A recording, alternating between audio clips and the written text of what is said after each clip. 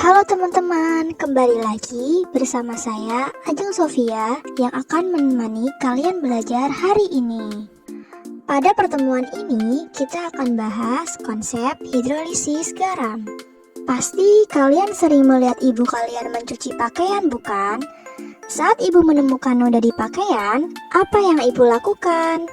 Ibu pasti menggunakan pemutih pakaian untuk menghilangkan noda.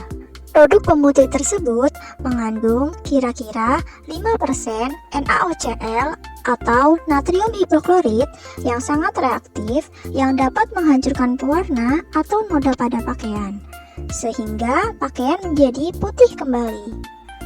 Garam NaOCl terbentuk dari asam lemah yaitu HOCl dan basa kuat yaitu NaOH. Ion OCl- terhidrolisis menjadi HOCl dan OH-. Sehingga garam NaOCl atau natrium hipoklorit bersifat basa. Peristiwa ini dinamakan hidrolisis garam. Hidrolisis garam adalah penguraian komponen garam yaitu kation atau anion dengan air.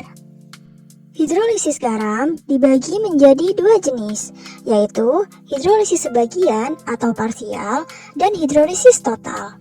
Untuk lebih jelasnya, simaklah penjelasan berikut ini. Yang pertama yaitu garam yang terbentuk dari asam kuat dan basa kuat yang tidak mengalami hidrolisis. Contohnya adalah garam KCl atau kalium klorida. Kalium klorida terdiri atas kation K+ dan anion Cl-.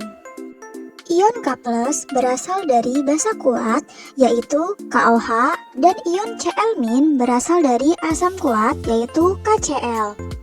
Sehingga keduanya tidak bereaksi dengan air dan tidak mengalami hidrolisis.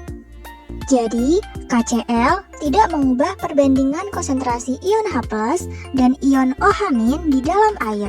Dengan kata lain, larutan KCl bersifat netral. Yang kedua, yaitu garam yang terbentuk dari asam kuat dan basa lemah yang mengalami hidrolisis sebagian atau parsial. Hidrolisis ini yaitu hidrolisis kation yang menghasilkan H3O+, sehingga larutan bersifat asam. Contohnya adalah amonium klorida atau NH4Cl. Amonium klorida atau NH4Cl terdiri atas kation NH4+ dan anion Cl-. Ion NH4+ berasal dari basa lemah yaitu NH3 sehingga bereaksi dengan air atau terhidrolisis. Sedangkan ion Cl- berasal dari asam kuat yaitu HCl sehingga tidak bereaksi dengan air atau tidak terhidrolisis. Jadi, NH4Cl terhidrolisis sebagian atau parsial yaitu hidrolisis kation NH4+. Hidrolisis kation menghasilkan H3O+, sehingga larutan bersifat asam. Yang ketiga yaitu garam yang terbentuk dari basa kuat dan asam lemah yang mengalami hidrolisis sebagian atau parsial. Hidrolisis ini yaitu hidrolisis anion yang menghasilkan OH- sehingga larutan bersifat basa. Contohnya adalah natrium asetat atau NaCH3COO. Natrium asetat atau NaCH3COO terdiri atas kation Na+ dan anion CH3COO-. Ion Na+ berasal dari basa kuat yaitu NaOH sehingga tidak bereaksi dengan air atau tidak terhidrolisis.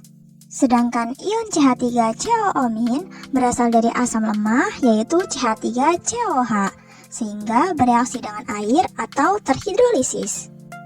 Jadi, NaCH3COO terhidrolisis sebagian atau parsial, yaitu hidrolisis anion CH3COO-. Hidrolisis anion menghasilkan OH- sehingga larutan bersifat basa. Yang keempat, yaitu baik kation dan anion dari garam yang terbentuk dari asam lemah dan basa lemah, maka akan terhidrolisis dalam air, sehingga disebut hidrolisis total.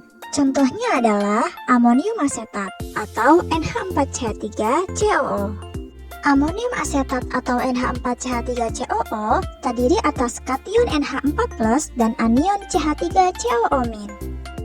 Ion NH4+ berasal dari basa lemah yaitu NH3 Dan ion CH3COO- berasal dari asam lemah yaitu CH3COOH, sehingga keduanya bereaksi dengan air atau terhidrolisis.